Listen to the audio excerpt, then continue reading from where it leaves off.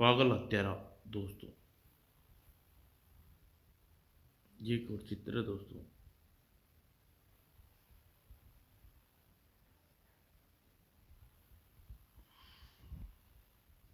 रोजाना की भांति उस श्यामराज नगर के होटल में व रेस्तरां में भारी चहल पहल थी। मूनलाइट बार में शराब के चुस्कियों के साथ गपशप करते लोगों अपने दिन भर की थकान और बोरियत मिटाने की कोशिश कर रहे थे। उन्हीं में कुछ ऐसे लोग थे जो जहाँ बैठे हत्या की योजना बना रहे थे। लेकिन धनी माँ बाप का बेटा विनोद एक सीधा साधा नौजवान था। वह इंदौर से शिक्षा प्राप्त करके वहाँ आया था। वह अपने 3 साथियों के पीछे पीछे नदी किनारे चला जा रहा था। उसकी जिंदगी में पहली बार शराब पी थी और वह सब कुछ घूमता नजर आ रहा था। रुक जाओ दोस्तों, मैं आ रहा हूँ। अचानक विनोद रुका। उसे अपनी जेब में रखा एक नया खटकेदार चाकू निकाला और चाकू उसे 3 नए दोस्तों ने इसी शाम के लिए दिया था। वाह, चाकू बढ़िया है। इसका लंबा फल बड़ा तेज है, चमकदार है। मैं साथ इसे हर वक्त साथ रखता हूँ। अचानक विनोद चौंका। अंधेरे के ठीक सामने पुल के पेड़ों की झुरमुट की और गलियों में मारपीट की आवाजें आ रही थी। ऐसा लग रहा था उसके साथी का किसी से झगड़ा हो गया। मैं तुझे छोड़ूंगा नहीं। मारते क्यों हो? कभी ने तेरी जान ले लूंगा। अरे ये क्या बात है दोस्तों, किसकी शामत आई है? ठहरो, मैं निपटता हूँ उससे। और नशे के धोखे में विनोद यह जानने की कोशिश नहीं की झगड़ा किससे है और किस की जान पर था। चाकू लेकर वह तेजी से आगे झपटा। अचानक उसकी कनपटी पर भारी घूसा पड़ा। वह बुरी तरह लड़खड़ाया और नीचे गिरने लगा। अंधेरे में चाकू चमका और किसी का गले पर घुटी सी चीख निकली। फिर विनोद बेहोश होकर नीचे जा गिरा और गिरते ही अचानक झगड़ा खत्म हो गया और आपस में गुथे लोग अलग हो गए। विनोद को पता नहीं चला कि वह कितनी देर बेहोश रहा, लेकिन जब होश आया तो उसका सिर्फ एक दोस्त वहां मौजूद था। ओह मेरा सिर, मुझे क्या हो गया था राघा?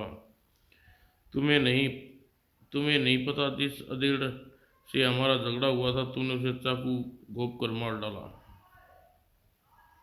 उसी श्याम विराट नगर के प्राइवेट जासूस रंजन के ऑफिस में उद्योगपति और राजनीतिक नेता धर्मदास गुप्ता अपने पहुंचे। धर्मदास गुप्ता, कहिए आपकी क्या सेवा कर सकता हूँ? मैं तुम्हारे पास एक जरूरी काम से आया हूँ। अपने बेटे राकेश के मामले में तुम्हारी मदद की जरूरत है। पता नहीं वह कहाँ और किस हाल में है। तभी आप खुलासा तौर पर बताइए। वह बचपन से ही बड़ा शरारती, जिद्दी, फसादी रहा है। उस उसकी उम्र 22 साल है। यहाँ वह बुरे लड़कों की संगत में पड़ गया, इसलिए 2 साल पहले मैंने उसे पढ़ने के लिए दूर राजनगर में भेज दिया। वहाँ यूनिवर्सिटी में एमए पढ़ रहा था। करीब 1 साल पहले उसे पत्र आने बंद हो गए और कुछ दिन बाद खुद राजनगर गया। यूनिवर्सिटी में पूछताछ करके पता चला कि वह हॉस्टल में रह रहा था और न जाने न ही अपनी क्लास में जा रहा था। किसी को उसके बारे में कोई जानकारी नहीं थी। मुझे फिक्र हुई, मैं खास लेकिन खास नहीं। वह पहले भी कई बार 2-3 बार महीने में गायब रहता था और वापस लौट आता था। मैंने सोचा इस बार वह खुद वापस आ जाएगा, मगर अब 1 साल होने को जा रहा है, उसका कोई पता नहीं। आपने पुलिस की मदद ली? नहीं, मैं पुलिस के पास नहीं जा सकता। मुझे डर है राकेश की बुरी संगत में पड़ गया है और अपराधियों के किसी गिरोह में शामिल हो गया है। और अगर सचमुच ऐसा हो गया तो पुलिस चाहकर भी इस बात को नहीं छिपा सकती कि उसकी मेरी ज़्यादा हो सकती मेरी इतनी ज़्यादा बदनामी होगी कि मैं मुंह दिखाने लायक काबिल नहीं रहूँगा। रामदास की बातें जाहिर करी थी।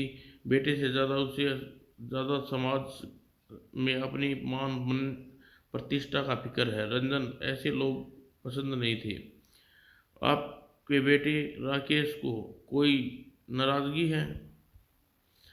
हाँ, दरअसल उसकी माँ का बचपन में ही देहांत हो गया था। मैंने दूसरी शादी कर ली। जैसा आमतौर पर होता है, सौतीली माँ के साथ व्यवहार अच्छा नहीं रहा और मैं अपने बिजनेस राजनीति की गतिविधियों में बेहद व्यस्त रहने के कारण अपनी ध्यान नहीं दे सका। वह बस बिगड़ता चला गया। इसका अमतौल राकेश साहब की लापरवाही की वजह से बिगड़ा है। हाँ, मेरी ही गलती थी। मैं चाहता हूँ कि तुम राजनगर जाकर पता लगाओ। आप उसका हुलिया बताइए। गोरा रंग, औसत कद, सेहत अच्छी, बाएं गाल कान तक ठोड़ी तक जख्मों का लंबा गहरा निशान, उसकी आंखें कंजी हैं और वो सिर पर छोटे छोटे बाल हैं। मेरे पास उसकी फोटो है। धर्मदास रंजन को राकेश की फोटो देकर चला गया। अब आप राजनगर जाएंगे? मैं अकेला नहीं, तुम भी मेरे साथ चलोगी। आज शाम के सफर की तैयारी करो। रात को गाड़ी से चलेंगे, कल तक राजनगर पहुंच जाएंगे। अगली शाम संजना और राजनगर पहुंच गए। सनराइज होटल में कल्पना अलग अलग कमरे में ठहरे। थोड़ी देर बाद आराम करने के बाद रंजन कपड़े बदलकर रंजना के कमरे में पहुंचा। वह बाहर जाने की तैयार कर रही थी। मैं शहर में घूमने जा रहा हूँ, राकेश की फोटो तुम्हारे पास भी है। अगर हुलिया भी तुम्हें मालूम है, तुम अपने ढंग से जाकर पता लगाने की कोशिश करो। इधर राजन इधर घूमने के साथ साथ नदी में पहुंचा, जहां एक खड़े कुछ व्यक्ति को गौर से पानी को देख रहे थे। रंजन उनकी तरफ बढ़ा।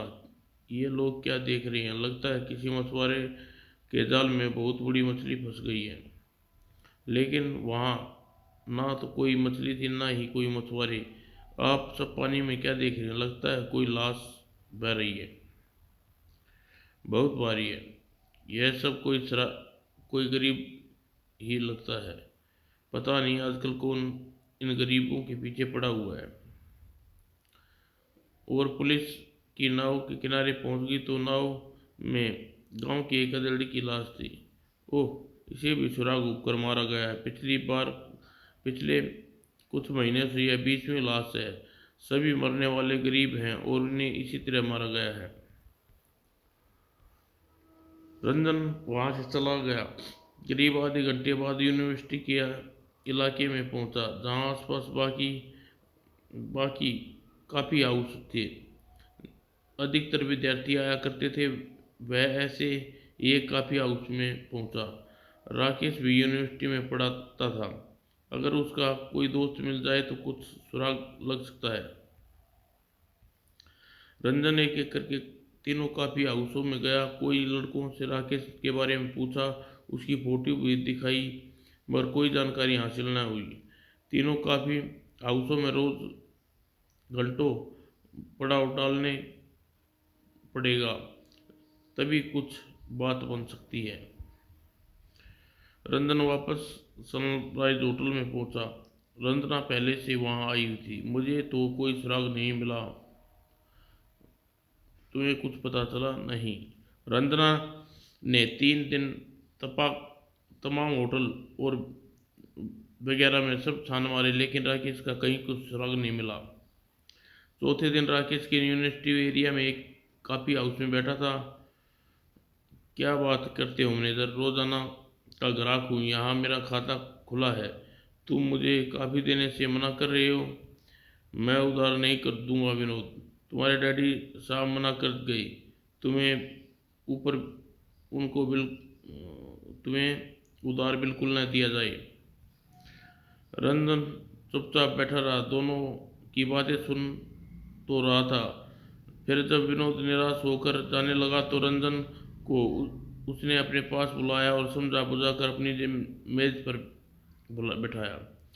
तुम धनी परिवार के लड़के नजर आते हो, फिर तुम्हारे डैडी ने यहाँ तुम्हारे उधार क्यों बंद कर दिया? मेरी नालायकी की वजह से मेरे बाप को 2 दिन पहले 1 लाख रुपए की चपत खानी पड़ी थी। रंजन के मन में उत्सुकता पैदा हो गई। उसने अपने मतलब का आदमी मिल गया। तुम्हारी वजह से 1 लाख रुपए की चपत? लेकिन तुम तो स्टूडेंट नज़र आते हो, मुझे ऐसा क्या कर दिया? मैं यूनिवर्सिटी में एमए का स्टूडेंट हूँ, लेकिन मैंने क्या किया यह नहीं बताऊंगा। मत बताओ, लेकिन इतना तो बता दो, तुम राकेश गुप्ता को जानते हो? मशहूर उद्योगपति नेता धर्मदास का बेटा। उस कमीने को मुझे ज़्यादा कौन जान सकता है? राकेश का नाम सुनते ही विनोद गुस्से से फट पड़ा। अरे अरे, आराम से बैठ जाओ भाई। अगर राकेश का बच्चा मुझे मिल जाए तो मैं उसकी अच्छी तिक्का बूटी कर दूंगा। उसकी वजह से मैं बवेड़े में फंस गया, जिससे मेरी ये हालत कर दी। रंजन बड़ी मुश्किल से शांत करने के बाद विनोद को पुनः बैठा दिया। इसका मतलब बहुत बुरा आदमी है राकेश। वह नीच कमीना और दगाबाज है। हफ्ता भर पहले मुझे अपने खत लिखा हफ्ता भर पहले मुझे उसने खत लिखा। वह बहुत परेशानी में है। अगर उसे मेरी मदद की ज़रूरत है। दोस्ती के नाते मैंने उसे बताए ठिकाने पर ब्लैक कैट यानी क्लब में पहुंच गया, लेकिन वह वहां कहीं नज़र नहीं आया। उसका इंतज़ार करने लगा। थोड़ी देर बाद वह मेरी मुलाकात राका से हो गई। उस अजनबी को बातों ने मुझे बेहद प्रभावित किया। मेरे लाख मना करने के बावजूद भी उसने मुझे 2 पैग शराब पिला दी। अचानक विनोद खामोश हो गया और एकाएक उसका चेहरा पीला पड़ गया। और रंजन ने ठीक सामने दीवार पर लगे आदम करके दर्पण पर निगाह डाली। उसके कंधे के काले लिबास, काला चश्मा लगाए एक सिख युवक दर्पण से अपनी ओर देखता खड़ा दिखाई दिया। मैं खामखा तुम्हें बोर कर रहा हूँ। मुझे एक ज़रूरी काम याद आ गया। मैं चलता हूँ, फिर मिलेंगे। विनोद चला गया। बाहर मौजूद सिख युवक जा चुका था। रंजन रंजन जानबूझकर वहीं बैठा रहा। अचानक विनोद इस कदर भयभीत होकर गया है। क्या उस काले लिबास वाले सिख युवक को पहचानता था या कोई और वजह थी? विनोद की बातें जाहिर हो रहा था कि राकेश की वजह वह तो राकेश की वजह से किसी भारी मुसीबत में फंसा था। वह खुद राकेश भी मुसीबत में है। यह राका कौन है? क्या वही सिख युवक जिसे पता चला कि राकेश के बारे में पूछताछ कर रहा हूँ? रंजन बिल चुकाकर काफी उससे बाहर निकला। थोड़ी दूर। माफ करना दोस्त, क्या तुम राकेश की तलाश है? मेरा नाम बाकी है। मैं तुम्हें वहां पहुंचा सकता हूँ जहां राकेश का पता लग सकता है। हाँ, बता सकते हो। वह कहाँ मिलेगा? तो फिर देर किस बात की? चलो वकील लाल। विभिन्न सड़कों से गलियों से गुजरने के बाद वाक्य रंजन को ब्लैक कैट नामक एक घटिया क्लब में ले पहुंचा। वहां रंजना भी एक मेज पर मौजूद थी। रंजना भी है। बेहतर होगा हम दोनों एक दूसरे के लिए अनजान बने रहें। रंजना मेज के पास से गुजरते वक्त राकेश ने गुप्त ढंग से रंजना समझ गई, चुपचाप बैठी रहे। रंजन ने इस ढंग से आने का मतलब यहाँ कोई फसाद होगा। रंजन ने बाकी क्लब हॉल के पीछे एक कमरे में ले गया। वहाँ तीनों आदमी मौजूद थे। उसके किसी ने रंजन को नहीं देखा। तुम यहीं ठहरो। बाकी कमरे से निकलकर उसके बाहर के दरवाजे को लॉक किया और रंजन मेज पर चुपचाप बैठ गया। ऐसा जानवर पहले कभी कभी हमारे पास आया है जग्गू? नहीं काले, मुझे तो यह पुलिसिया नजर आता है। मैंने सुना है तू राकेश के बारे में के, के बारे में पूछताछ कर रहा है। जान सकते हैं क्यों? पहले मैं जानना चाहता हूँ तुम तीनों में राका कौन है? मैं हूँ। गुड। अब मैं जानना चाहता हूँ राकेश कहाँ है? इतनी जल्दबाजी न करो दोस्त। तुसी कौन और कित्थे आए हो? राकेश नुकू पूछ रहे हो? मेरा नाम रंजन है, विराटनगर से आया हूँ और राकेश के पिता धर्मदास गुप्ता ने भेजा हूँ। मैं तो राकेश तो सुनो, राकेश हमारा साथी है, वह बड़ा काम का आदमी है। वैसे अपने बाप से बेहद है, नफरत थी।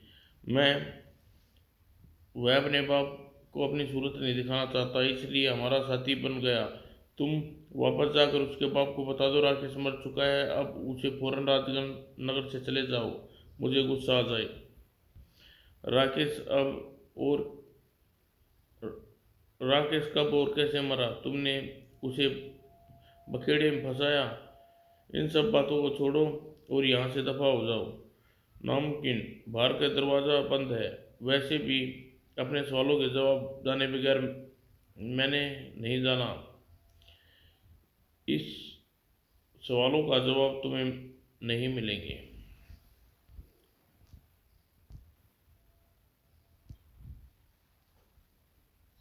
मैं सीधा पुलिस के पास जाऊंगा। पुलिस तुम पर चढ़ेगी तब भी तुम जवाब नहीं दोगी।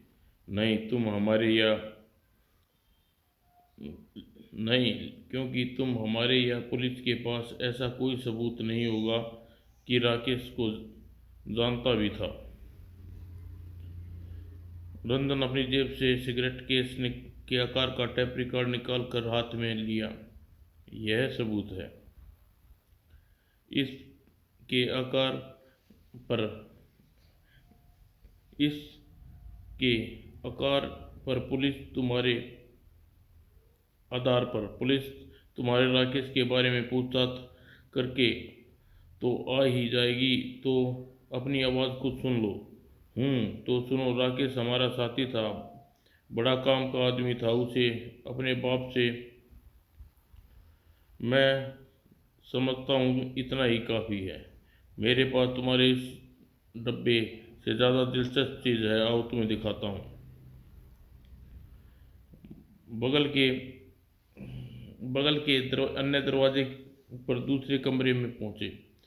तुम कराटे का नाम जरूर सुना होगा। इस आदमी का नाम हसमत है। यह कराटे में इतना एक्सपर्ट है कि इसका नमूना देखो लो। तुम मुझे बताना तुम्हारा इरादा क्या है। हस- हसमत, इस आदमी को अपना आर्ट का छोटा सा कमाल दिखाओ। हसमत ने 6 ईंटों को उठाकर मेज पर रखा और खुद एक खुले खिड़की की तरफ मुंह करके खड़ा हो गया। इस ईंटों को अपने हाथ के वार से तोड़ देगा। हाँ, मेरा इशारा पाते ही।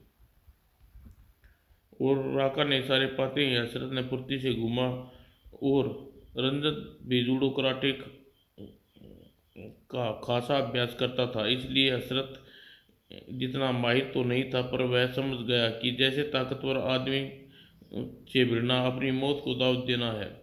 देख लिया तुमने, अब बोलो क्या इरादा है। अगर किसी इमारत को तुड़वाने की नौबत आई तो इसी बुलडोजर के पास ले आऊंगा। मैं पूछता हूँ, तुम टेप रिकॉर्ड मुझे सौंप कर फौरन यहाँ से भागते रहे हो या नहीं? नहीं। हसरत, इसकी गर्दन तोड़ दो। Okay sir. हसरत उल्टी की गई मेज से टकरा कर हसरत मेज पर रौंदा गिर गया। मेज पर ईंटे के टुकड़े हसरत की ओर उछलने लगे। राका बचने की कोशिश की और हड़बड़ी में खुद को हसरत के ऊपर गिर गया। आह! और रंजन को मौका पाकर खुली खिड़की की ओर छलांग लगा दी। हसरत खिड़की से निकलकर एक खुले गलियारे में पहुंचा। सामने एक क्लब का हॉल की खिड़की थी। रंजन उसी ओर भागा। मेरे इस क्लब से भाग निकलने का बस यही रास्ता है। मुझे जल्दी अंदर कूदना चाहिए। लेकिन अब वह अंदर कूदा तो क्लब का हॉल में भगदड़ मच गई। उस माहौल में रंजना को धक्का मुक्की करता हुआ वह बाहर की ओर भागा। रंजन के क्लब से भागने में कामयाब हो गया।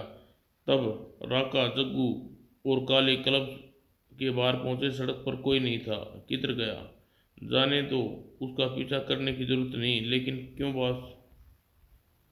क्लब के बाहर जाने के बाद रंजन सड़क पर भागने की बजाय एक मोटे पेड़ पर के पास खड़ी अपनी कार की आड़ में छुप गया और चुपचाप उसकी बातें सुन रहा था। फिक्र मत करो, बातचीत के दौरान यह टेप रिकॉर्ड मैंने उसकी जेब से पार कर लिया था। वो हमारा कुछ नहीं बिगाड़ बिगाड़ सकेगा, लेकिन विनोद, मुंह काबू करना पड़ेगा। इतनी जल्दी बस, अभी तो हम उसके बाप को निचोड़ नहीं सकती। नहीं दोस्तों, उसका मुंह बंद करना पड़ेगा, लेकिन ऐसे नहीं। उसे कोई और बड़ी मच्छी फंसाने के लिए चारे के रूप में इस्तेमाल किया जाएगा। चलो आओ अंदर चलते हैं। और जब ये तीनों चले गए तो अपने होटल में की ओर चल दिया। होटल में कुछ हाथ लगा बॉस, यह सारी भागदौड़ बेकार गई। बहुत कुछ हाथ लगा, बैठो बताता हूँ। रंजन ने सारा किस्सा सुना दिया। इस तरह मैं समझता हूँ राकेश जिंदा है और उसे साथियों ने ब्लैकमेलिंग का कोई तगड़ा चक्कर चला रखा है। लेकिन आपने ऐसा सबूत है कोई कि जिससे यह साबित किया जा सके? सबूत तो नहीं है, लेकिन यहाँ की पुलिस हेडक्वार्टर में इंस्पेक्टर कुमार मेरा दोस्त है। वह इस मामले में ज़रूर मेरी मदद कर सकता है। अगर अभी पुलिस बीच में लाने से खास फायदा नहीं होगा। ठीक है, मैं समझती हूँ। अब कोई ठोस कदम उठाना चाहिए ताकि अपराधी मैदान में आ जाए। एक काम एक कदम तो यह हो सकता है कि हम साय की तरह विनोद के पीछे लग जाएं और राका और उसके साथी विनोद को कोशिश ठिकाने लगाने की कोशिश करें तो रंगे हाथों पकड़ लें। लेकिन विनोद मिलेगा कहाँ? काफ़ी हाउस में के मैनेजर से उसका पता मालूम हो सकता है, मगर ज़रूरी नहीं कि विनोद हमारे साथ संयोग करेगा करेगा कोई और तरीका बताइए। एक तरीका और है, तुम रंजना और रंजित बन जाओ। क्या मतलब? जब लड़की का भेष बदल बना तुम लड़कों का भेष बना लो, काफ़ी हाउस में जाकर खूब पैसा खर्च करो। जहाँ स्टूडेंट आते हैं, राका या उसके आदमी तुम्हारे आसपास आपस में शिकार समझकर अगर तुम पर पहुंच गए तो काम आसान हो जाएगा। वंडरफुल तरीका, बढ़िया रहेगा। मैं लड़का बनने के लिए तैयार हूँ, लेकिन इसमें खतरा बहुत है। आपके होते हुए मुझे किसी बात का खतरा नहीं। वैसे जब भी उसे यकीन हो जाएगा कि मेरे पास मोटा पैसा है तो वह पैसे के लिए पैसे लिए बगैर मेरी गर्दन तोड़ने से रहे। रंजना की दलील में दम था। रंजन ने रहमत सहमत होना पड़ा। राका के गिरोह को ख़त्म करने, राकेश तक पहुंचने, यही सबसे बढ़िया तरीका था। ओके रंजना, हम इसी तरीके से पर अमल करेंगे। और रंजना रंजीत बनकर उन काफ़ी हाउसों में जाने लगी जहाँ आमतौर पर यूनिवर्सिटी के स्टूडेंट जाया करते थे। उसने जल्द ही धनवान माँ बाप की के बेफजूल बेटे का रूप की शोहरत हासिल कर ली। फ्रेंड्स, आज सब लंच मेरी तरफ से, यानी रंजीत की ओर से। इसी प्रकार पूरे काफ़ी हाउस में। दोस्तों, आज रात आपका यह दोस्त रंजीत सबको रेड रोज रेस्तरा में डिनर कराएगा। और रंजन ने एक नीली कार किराए पर ले ली। ओवरकोट फैंस हेड पैर कर कार पर रंजना के आसपास मंडराता।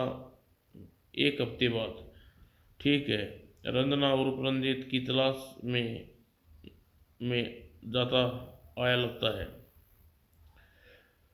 और राका रंजीत के पास आया और अपनी दिलचस्प बातें से रंजना को प्रभावित कर लिया।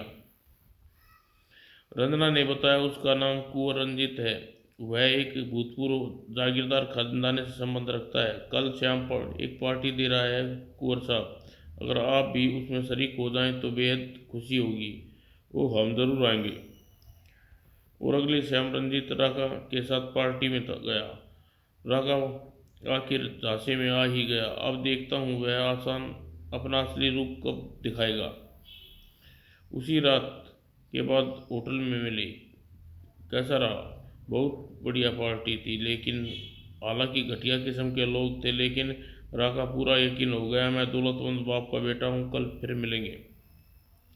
अगले रात हॉस्टल में राका मुझे अपने सगे भाई की तरह प्यार करने लगा है। कल रात वह मुझे एक और पार्टी में ले जाएगा। ठीक है, लेकिन सावधान रहना, अगर तुम्हारी असलियत खुल गई तो बहुत बुरा होगा। तीसरी रात रंजना सुबह 4 बजे तक नहीं लौटी तो रंजन फिक्रमंद होने लगा। जरूर कोई गड़बड़ हो गई है, वरना अब तक तो रंजना लौट आना था। थोड़ी देर और इंतजार करता हूँ, जाकर राका के बच्चे की खबर लूँगा। 4 बजे रंजीत के भेष में रंजना कमरे में आई। उसकी हालत देखकर रंजन चौंका। क्या हुआ रंजना, तुम्हारा चेहरा पीला पड़ा हुआ है, सर्दी भी, पसीने की तरतर हो रहे, क्या बात है? रंजन की बात सुनकर रंजना होश उड़ गई। राका मुझे बड़ी सफाई से हत्या के अपराध में फंसा दिया। क्या हत्या के अपराध में? साफ साफ बताओ। पता नहीं यह सब कैसे हो गया। मुझे सिर्फ इतना याद है कि मैं राका के साथ पार्टी में गई थी। वहाँ मेरी मुलाकात विनोद से हुई। वह अच्छा आदमी था।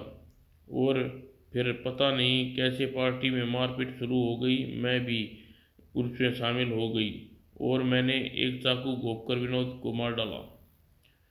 अब तुम शुरू से आखिर तक सब कुछ सुनाओ। जाहिर था कि रंजना को तगड़ा शॉक लगा था। रंजन को उसे इस काबिल बनाने में पूरा किस्सा बयान कर दिया। आधा घंटा लगा। मैं कोशिश करती हूँ। मैं राका के साथ पार्टी में गई। शुरू में वहाँ सब बढ़िया ढंग से चल रहा था। इस तरह मुझे चाकू दिया गया। मैंने कई बार फिर काले चाकू निशाने लगाना करतब दिखाने लगा। पता नहीं कैसे मैंने कह दिया मुझे निशाना लगाना आता है, मुझे भी ट्राई करने दो। इस तरह मैंने चाकू लिया और कई बार चाकू फेंका। हर बार अच्छा निशाना लगाया। काले का मेरी बहुत तारीफ की। चाकू मुझे दे दिया ताकि फुर्सत में और अभ्यास कर सकूं। चाकू ले लिया। फिर राका ने मेरा परिचय कराया। नर्वस नजर आने वाले के बावजूद मुझे अच्छा आदमी लगा। तत्पश्चात हम घूमने निकले। मैंने 2 पैग जिन के पिए थे और मैं भी नशे में झोंक महसूस कर रही थी। फिर पता नहीं किस बात पर अचानक तीनों में झगड़ा होने लगा। बीच बचाव करने की नीयत से मैं उनके पास पहुंच गई। फिर न जाने जाने किसने पीछे से मेरी गर्दन पर वार किया और मुझे पर गुस्सा सवार हो गया। उसके बाद मैं पागलों की भांति मारपीट करने लगी और फिर शायद मैं बेहोश हो गई। होश आने पर मैं पाया कि मेरे हाथ में खून से सना चाकू और मेरे पास औंधे की ताक विनोद की ताकती रही मर चुका था। उसकी गर्दन में चाकू का गहरा घाव था। काले खां जा चुका था। अकेला राका वहाँ मौजूद था।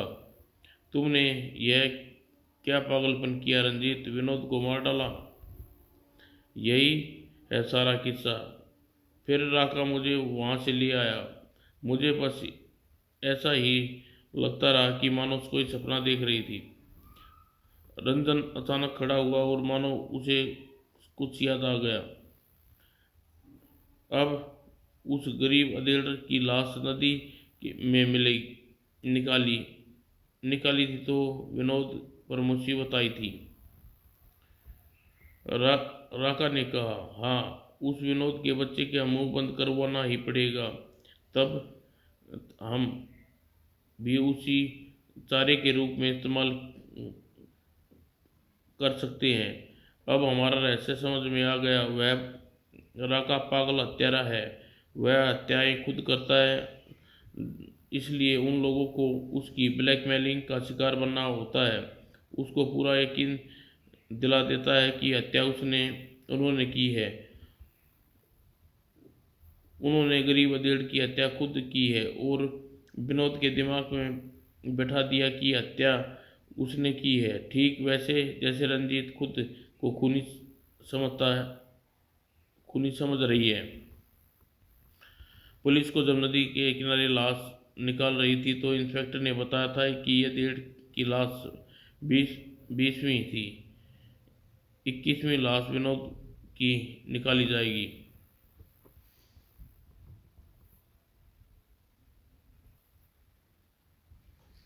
तुम फिक्र मत करो, अब वह बच नहीं पा सकेगा। तुम उसकी ब्लैकमेलिंग की आखिरी और ऐसी शिकार साबित होगी जो उस शिकार का ही आखिरी शिकार कर डालेगी। रंजन ने वक्त बर्बाद नहीं किया। वह उसी सुबह पुलिस हेडक्वार्टर पहुंचा और पुराने दोस्त इंस्पेक्टर विजय कुमार से मिलने मिला। तुम मेरे शहर में और मुझे अब तक नहीं पता। मैं 21वीं हत्या की सूचना देने आया हूँ। क्या मतलब? राका को पकड़ने के लिए जाल बिछाओ। मैंने एक शॉर्ट रेंज ट्रांसमीटर के साथ करीब दर्जन भर आदमी तैयार तैयार कर रखे हैं। श्योर, मैं अभी सारी इंतजाम कर देता हूँ। रंजन ने उसे सारा किस्सा सुना दिया। तो यह नदी में मिलने वाली लाशों का रहस्य है। हत्या करने वाला सिर्फ पागल हत्यारा ही नहीं, ब्लैकमेलर भी है। खैर, तुम बताओ क्या चाहते हो? रंजन पुलिस की मदद हासिल करके ने में जल्दबाजी करना ठीक ही रहा, क्योंकि उसी दिन दोपहर में रंजीत, उठो, मेरे साथ चलो, मुझे कुछ ज़रूरी बातें करनी है, यहीं आराम से बातें करो।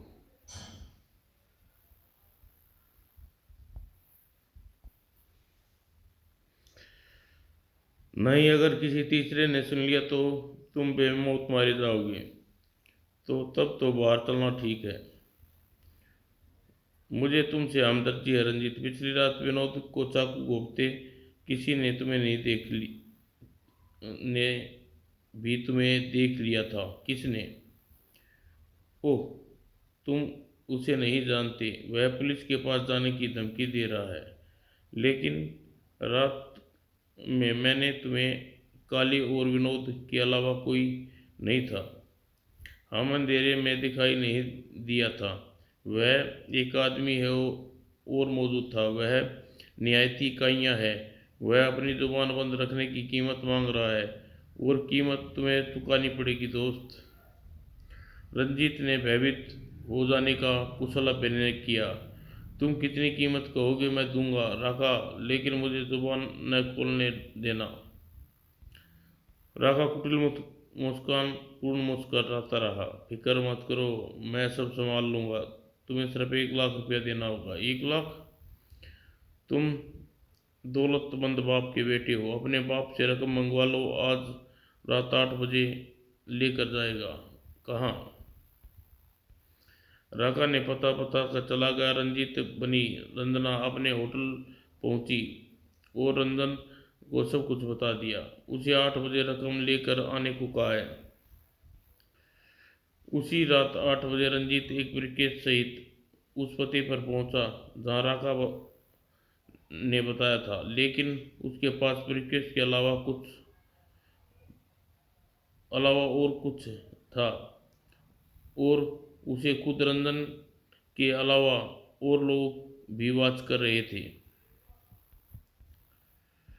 रंजीत ने इमारत में दाखिल होते के 10 मिनट बाद एक जीप रंजन के पास आकर रुकी। वह काफ़ी देर तक इमारत के आसपास मंडरा रही थी। रंजन की जेब में छुपा ट्रांसमीटर, जीप में मौजूद रिसीवर, अभी अभी सिग्नल मिला था। कमान। करीब एक दर्जन पुलिसमैन, रंजन और इंस्पेक्टर इमारत में दाखिल होकर सीढ़ियों द्वारा सबसे ऊपरली मंजिल के फ्लैट पर पहुंचे। राका रंजीत इसी फ्लैट पर आने को कहा था, लेकिन वहां नहीं मिला। लगता है चिड़िया उड़ गई। बाहर देखो विजय, रंजना की जान को खतरा हो सकता है। लेकिन रंजना सूत्र छोड़ गई थी। फौरन उसे पहचान गया। ओह, यह कपलिंग रंजना का है। यहाँ जो रंजना का इंतजार कर रहा है वह छत पर ले गया और छत के रास्ते से किसी इमारत के नीचे उतर कर कहीं और ले जाया जा सकता है। वापस नीचे कारों की ओर चलो, रंजना का पता उससे सिग्नल से लगेगा। रंजन का अनुमान सही निकला। रंजना को जैसे ही पता लगा कि ब्लैकमेलर उसे कहीं और ले जा रहा है तो अपनी जेब में छुपाए ट्रांसमीटर का स्विच ऑन कर दिया और रंजना फ्लैट में काले खां मिला और नीचे सड़क पर मोड़ पर घूमी और पुलिस जीप को देख ली थी और वह उस पिस्तौल की नोक पर रंजीत को छतों के रास्ते से अन्य ठिकाने पर ले आया, जहां अलग जहां वे एक इमारत में ऊपरी खंड में थी। ब्रीफकेस के अंदर अखबार भरने के लिए किसने कहा था? किसी ने नहीं। मेरे बाप के पास पैसा नहीं भेजा, इसलिए मैंने ऐसा किया।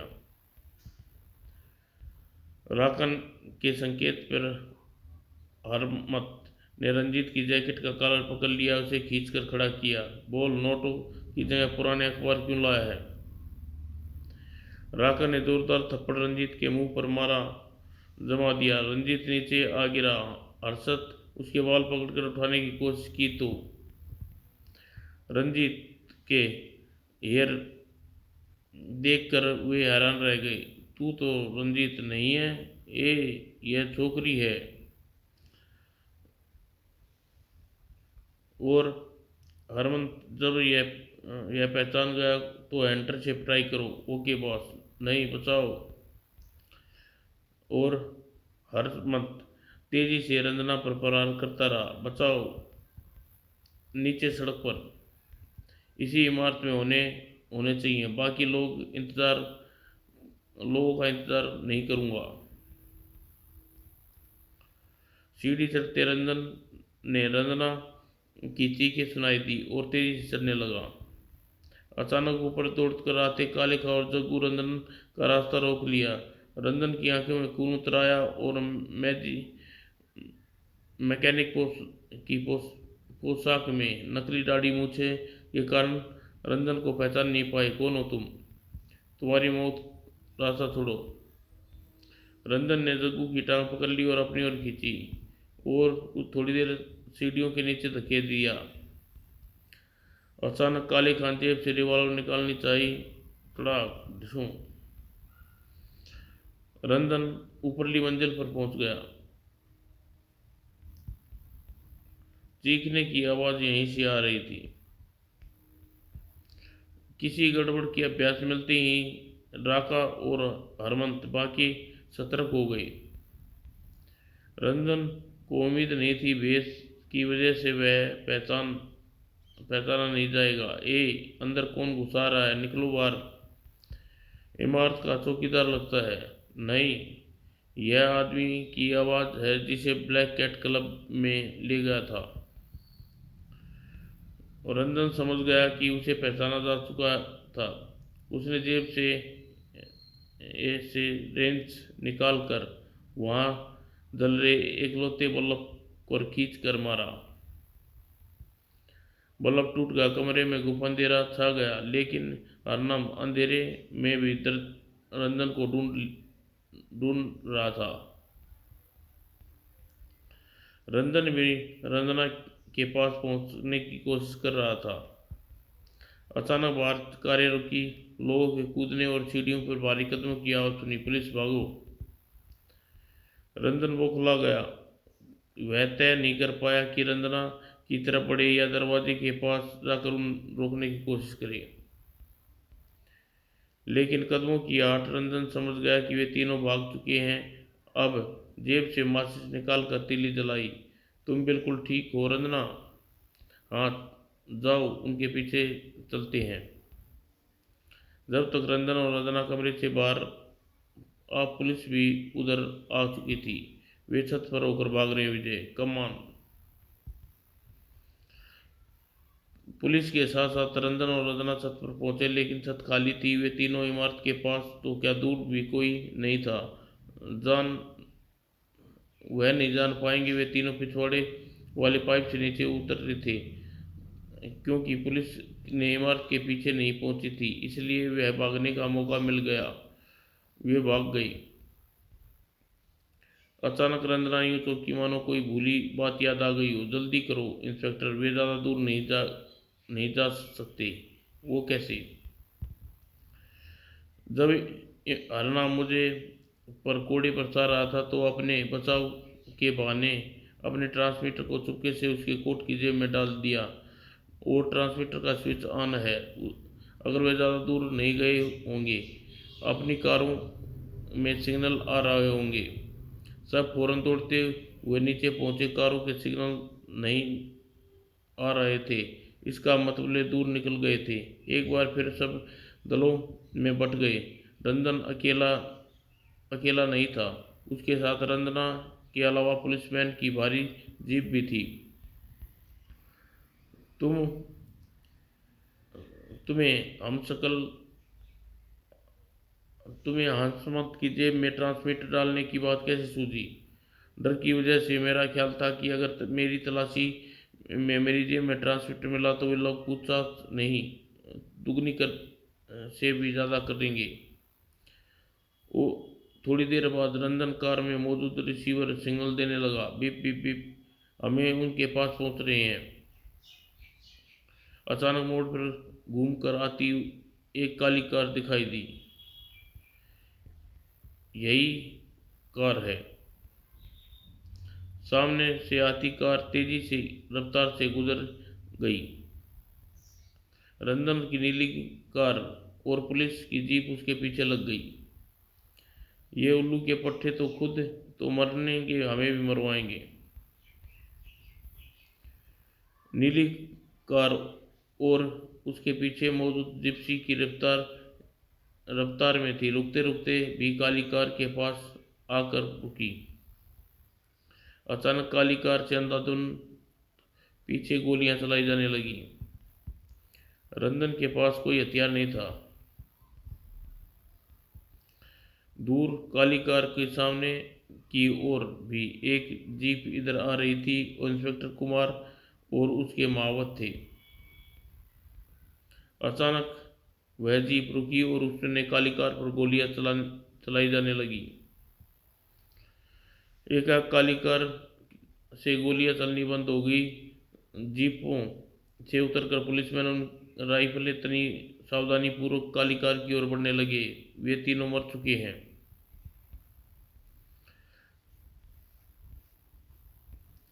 रंजन अपनी कार से निकलकर दौड़ता हुआ काली कार के पास पहुंचा। हरमंत और बाकी मर चुके थे, लेकिन राका की सांसें चल रही थी। वह अभी जिंदा है, बाहर निकालो। राका को बाहर निकाल कर नरम घास पर लेटा दिया गया। वह प्रयत्न में उसकी पगड़ी उतर गई और उसके छोटे छोटे घुंघराले बाल नजर आने लगे। रंजन गौर से देखता रहा, फिर उसे राका काला चश्मा उतार दिया, नकली दाढ़ी मूंछ भी खींच ली। तुम तो राकेश हो? हाँ। तुमने यह सब क्यों किया राकेश? मुझे अपने बाप से बेहद नफरत थी। मैं बहुत बुरा आदमी बनकर खुद को बहुत बुरा ही कहलाना चाहता था। मेरा बाप बड़ा खुदगर्ज और नीच कमीना है। दुनिया भर में गुनाह और कुकर्म करने के बावजूद खुद को पाक साफ और इज्जतदार जाहिर करने के पीछे पागल रहता है। मुझे उससे दुनिया से नफरत है। विदा। तुम्हारे विचार से क्या इसने अपने बाप से नफरत की वजह से इतनी हत्याएं और ब्लैकमेलिंग की? मेरे विचार से यह पागल हत्यारा था। समाप्त दोस्तों।